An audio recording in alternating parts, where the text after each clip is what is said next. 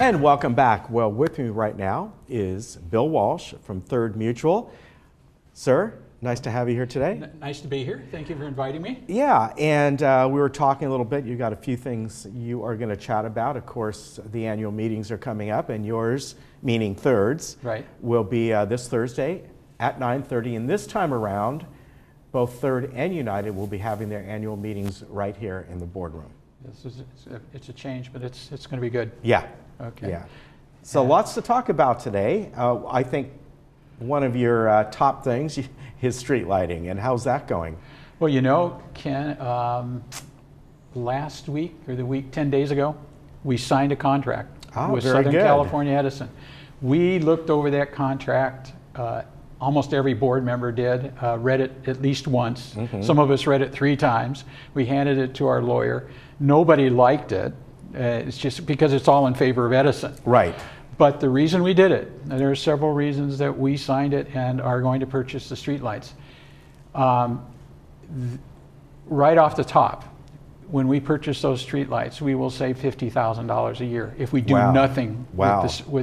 We're between 768 and 788 poles. We're not quite sure. We've seen different numbers on that we're going to purchase. The key thing that is that we're looking for safety. We're looking to replace a lot of the street lights with LED lighting and putting arms on many of the street lights where we can. We could have had Edison do that, and it would have doubled our cost from $100,000 a year in tariffs for the street lights to $200,000 a year. Wow. If they would have put the LED street lights in. And we would have had to sign a contract with them for 20 years. Wow. At $200,000 a year. And we decided, it makes economic sense to do this. Mm-hmm. And we've even the original cost was going to be $264,000 and change. And they just came back the other day and said, well, we looked at it again and it's only going to cost you $232,000 and change, which is good. Yeah. It's a 9-month process, Ken. Now that we've signed the contract, we're going to get in queue. There are 50 cities in the Southern California Edison Service District that have signed up for this program. Okay. And in fact, when Edison opened it up and saw the response from all the municipalities around in their district, they shut the application process off real quickly because it was just a flood of cities. Huntington Beach, Lancaster, Tustin, Norwalk are just a few of the communities, and they've got thousands of streetlights. Some of the bigger communities have thousands of streetlights. So it's a real boon to them. It's going to be a real savings. We are not going to be changing light bulbs in streetlights or maintaining if a pole gets knocked down or falls down or something. We are now talking to a couple of companies that actually do maintenance on streetlights for these same cities that we're talking about. This process that's going to take that we got in queue with is probably going to take anywhere from 6 to 9 months. Okay. So sometime next year, mid-year to late year, we are actually going to purchase the streetlights and take control of them. Okay. At that point, we're not going to immediately do anything. We're going to take the advice of whatever maintenance company that we decide to hire. And they've already interviewed a couple of them, and a couple of them are pretty big companies that do this work. So they're going to give us advice. One of the things that happens in the process, there's a lot of bureaucratic paperwork that goes on that has to go all the way to the CPUC. Okay. And during this 6 to 9 month period, and the reason we're hiring one of these consulting companies to help us and then carry on with operations and maintenance of the streetlights is they've done it before. They've done it for these municipalities, so it's in our interest. But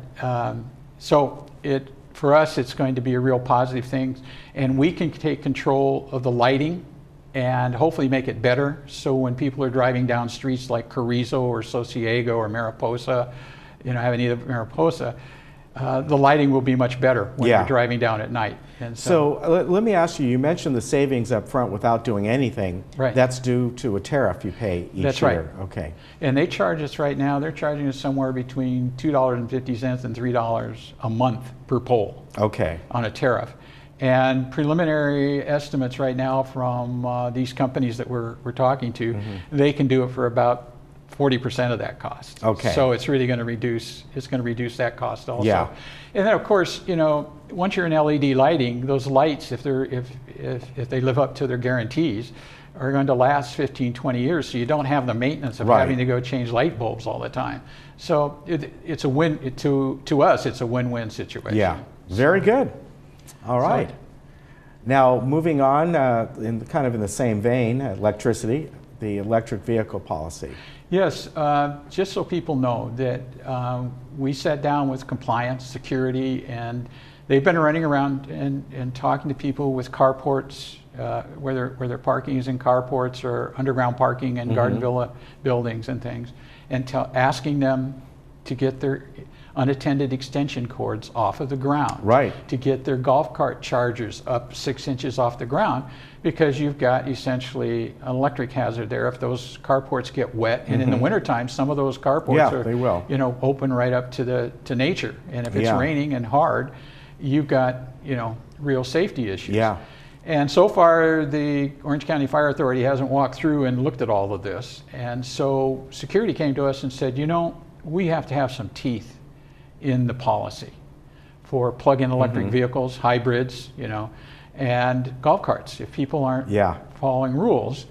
And so our policy now has we put a pretty hefty fine for people who have plug-in electric vehicles who haven't gotten a decal to use common area electricity in the carports, because that's all common area electricity. It's not like me with an electric car where I can go in my individual garage and plug it in, but this is just, you know, you plug in where people plug in their golf carts. Right.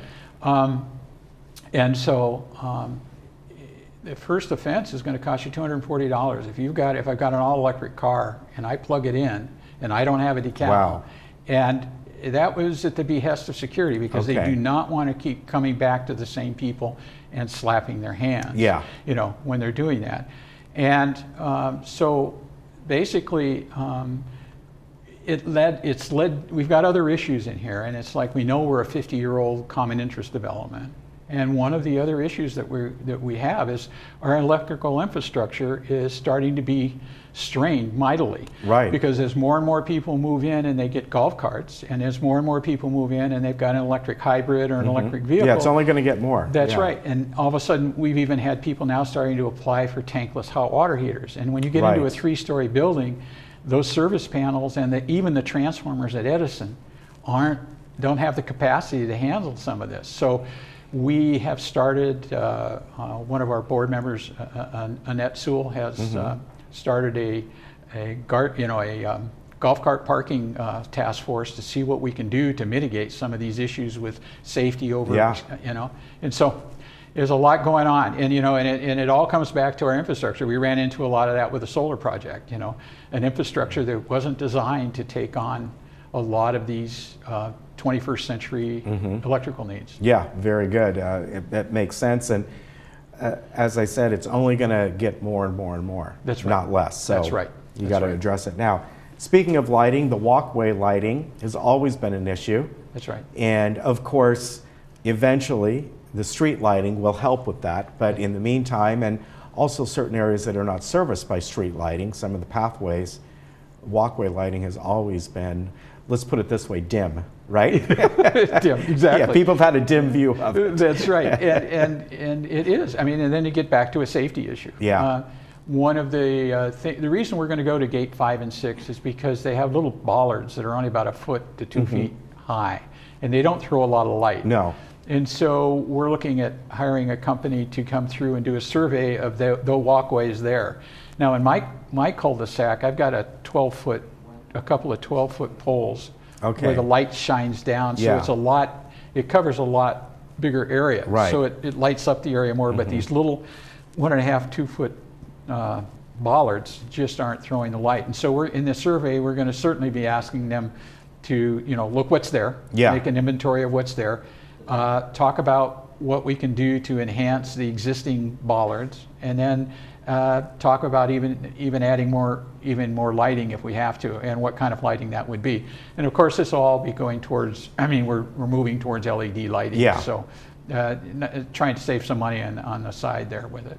Right. So after this, after you kind of look at this, then you decide how to move forward throughout the community. That's right, and Okay. that's why we like to do pilots, because we really, it takes a little extra time. It maybe costs several hundred or maybe $1,000 more Right. dollars, but you really want to get it right. You don't want to put a whole bunch of lighting in there that's Yeah. inadequate. You want to get the right mixture. And again, it's one of those things that we run up against with the age of the community. Right, yeah. We don't have enough money in any annual budget to actually go out and change it all at one time. So we have to phase this in, and this will probably be a phased project over the next couple of years. And that's Yeah. why we do the pilot.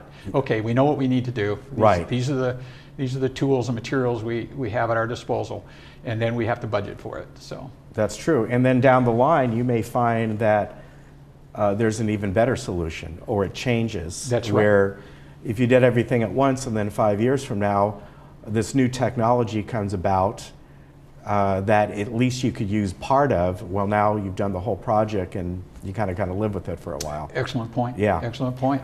I just had a couple Yeah. of other things just to mention. It came up in the board meeting. We had one of the people that lives in the Garden Build Association buildings ask us if we had insurance on these buildings.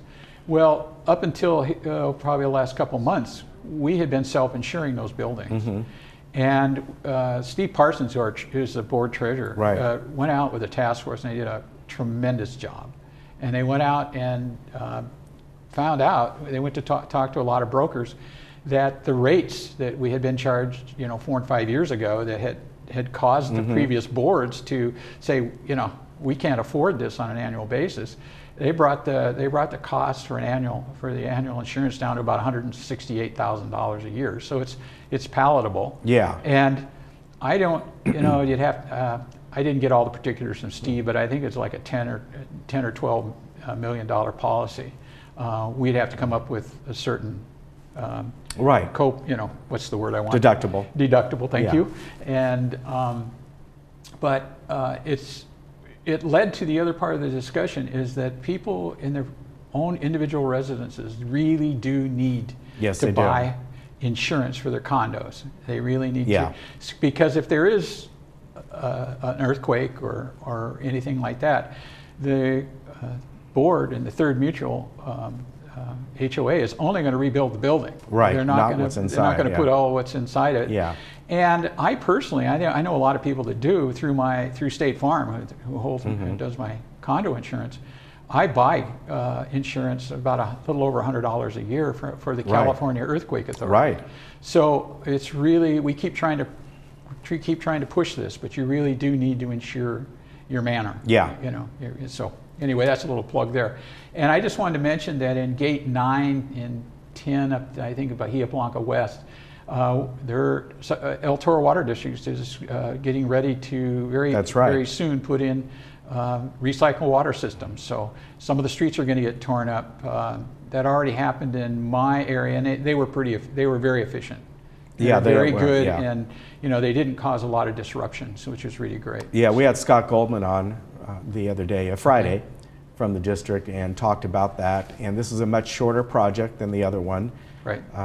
Not as much to do this time around, but still, I think they expected about 6 months, Yeah. if I'm not mistaken. Yeah, and I think And they'll get the word out. right, and I think they're going to do some work in Gate 5 and 6 Right, too. Some right. other gate, right. So, and the last thing is that if anybody in the community is interested in energy, tomorrow at 10 a.m. in the Cypress Room on the second floor of this building, here at the community center, is the Third Mutual Energy Committee meeting, and we're going to go over a lot of things that I Right. just talked about. And if it piques your interest, please come and join us. All right, very good. Good Thanks to a see lot, you, Bill. Ken. Take care. Appreciate it. Uh-huh. And remember, their annual meeting is coming up this Thursday in the boardroom at 9:30.